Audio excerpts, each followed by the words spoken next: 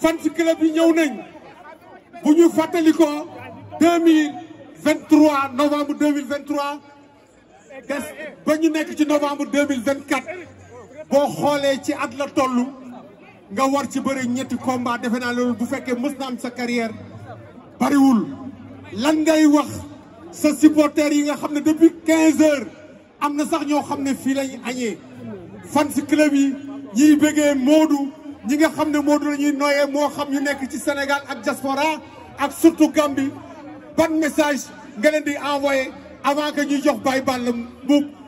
pour Bantamba TV mu dugal première question Baye Balla nga may Modou mu nuyoo saafonteeg supporters yi ak fans club yi ci bés bu mag bii nga xam ne nii ci lañ jëm Modou Lo kàddu gaangu.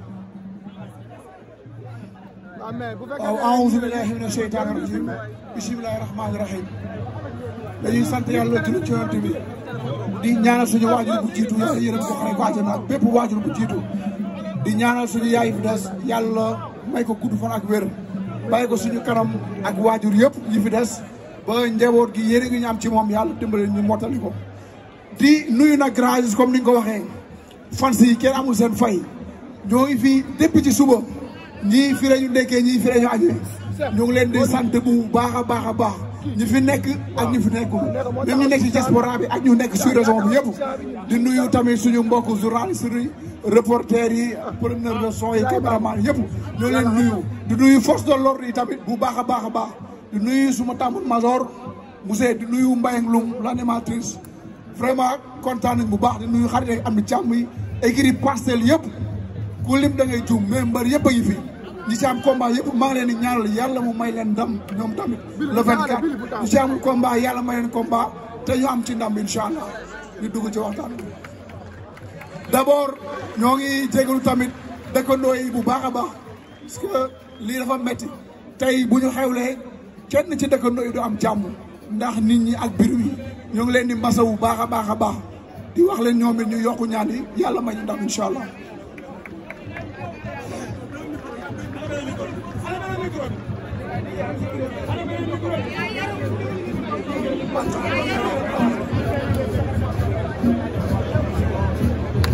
jërëjëf Modou loolu geste boobu c'est à saluer en gars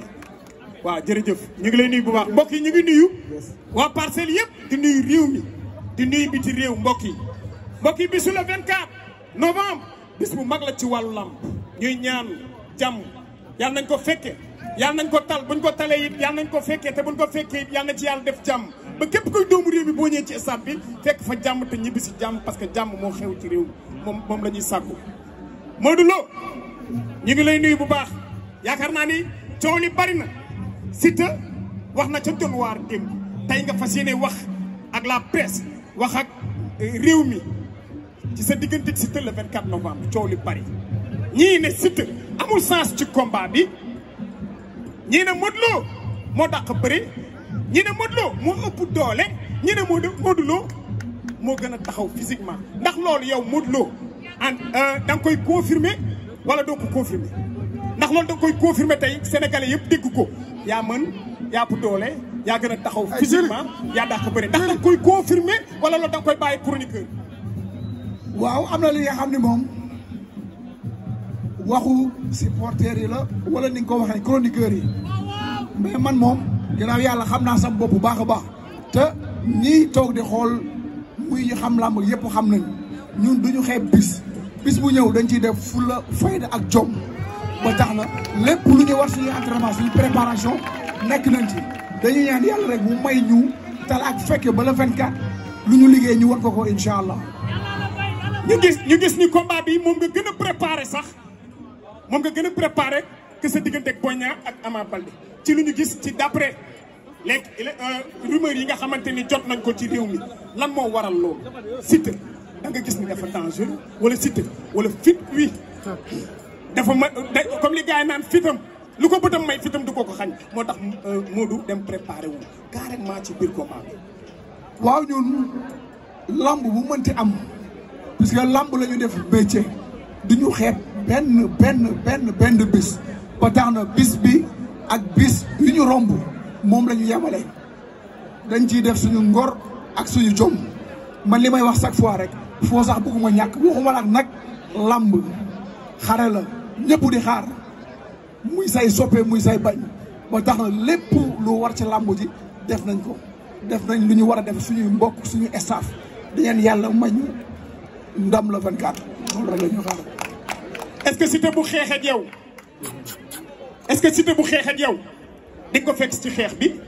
wala bu xeex ak yow da nga koy baag xeex bi ñax ko jëm koo jàpp ñëw ak moom ci bëri bi. xam nga ay mbokkam xam naa duñ ko conseillé mu xeex ak man parce que naar kenn du ko woo ci njuuxum soow waaw mais li ñu mujjee wax rek maa ngi moom loolu laa koy fàttali mu dëggal ko. waaw lu tax loolu lan moo tax ay mbokkam duñ ko seetaan mu xeex ak Modou Xarañ Lo. waaw non loolu jarul di wax ñëpp xam nga yow mi xam nga.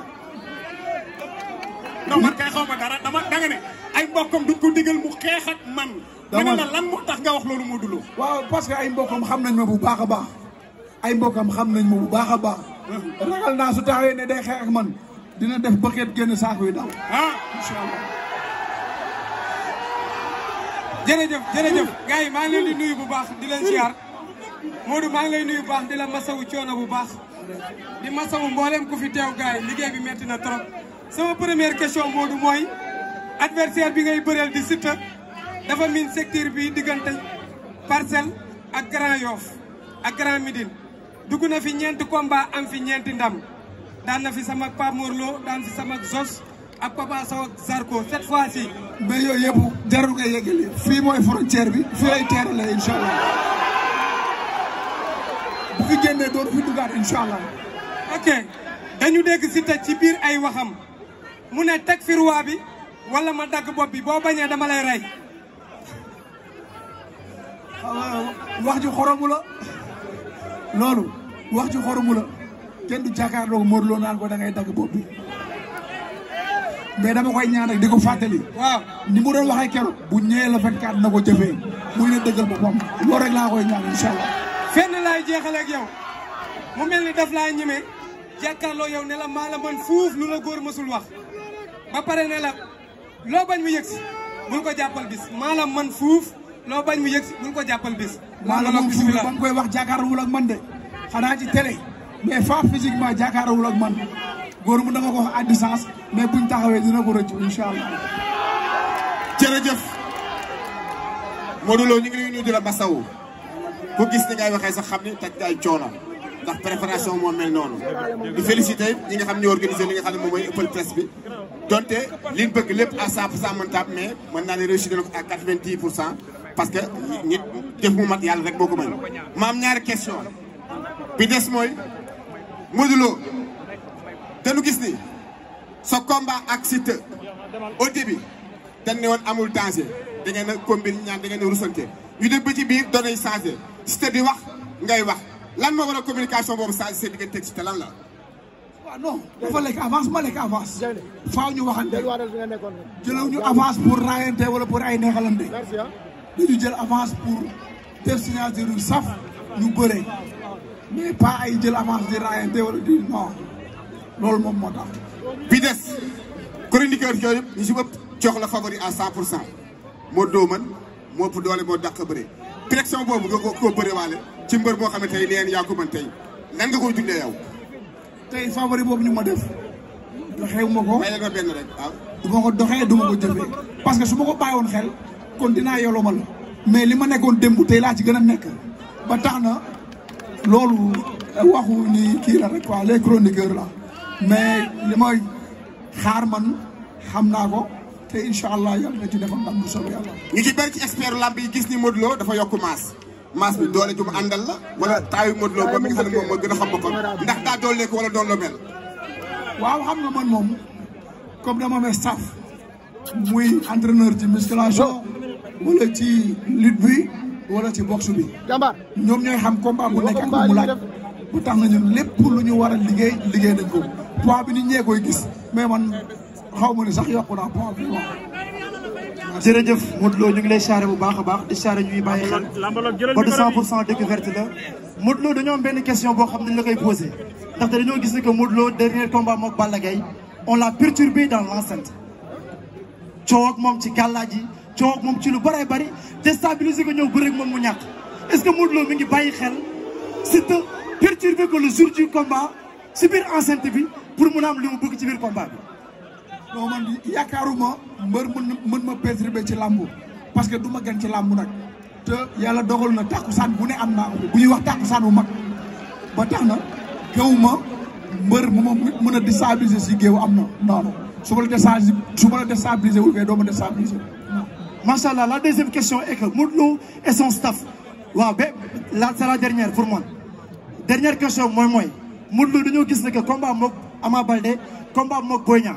dañuy def communication chaque jour ci biir staffu Modou Lo ñu Modou Lo am na coow ak Papis ñu suñ tourné ñëw jël li nga xam ne ni moom mooy mais c'est une question mais on n'a pas le droit de poser. bismillah vas-y. ndax damay poser ne ndax Modou Lo et son staff ñoom ñooy teg stratégie à chaque fois ñu ne Modou Lo ak Papis ils ont des déphasages ou pas stratégie la wala lan la. waaw li ma lay tontu ci loolu gars yi question la xam nga fii dañ fi ñëw pour waxtaan ku nekk wax sa xalaat wax li nga xam mais dama la buum it bokk teen ñooy laxasooy goj yow sa waajur wala sa rak wala sa mag des fois ci kër gi coow mënul ñàkk waaye bu lépp amee ñu toog a waxtaane wala lépp jàll alhamdulilah. jërëjëf